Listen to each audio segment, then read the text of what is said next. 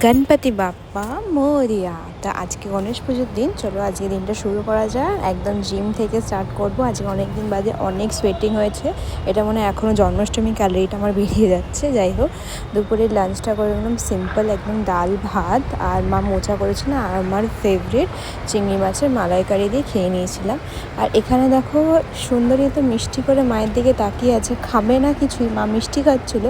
যেহেতু মায়ের মুখটা নড়ছিল, অমনি ও তাকাইয়ে থাকতেই হবে যে ওকে খাবার দিচ্ছে না কেন। সন্ধেবেলায় হলো একটুখানি চা বিস্কিট খেয়ে বেরিয়ে পড়লাম পাড়াতে জানো তো আমাদের 4টে পুজো হয়েছিল।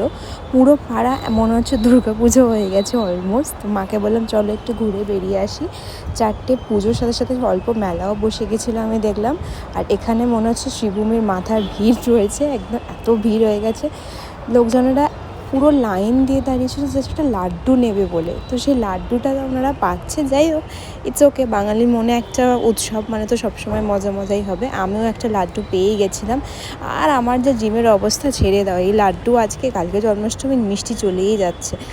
এরম করে গণেশ পুজোর সন্ধ্যাটা কেটে ভালোই লাগলো। বাড়িতে বসেছিলাম সকাল থেকে, তো একটু ভাবলাম ঘুরে আসি।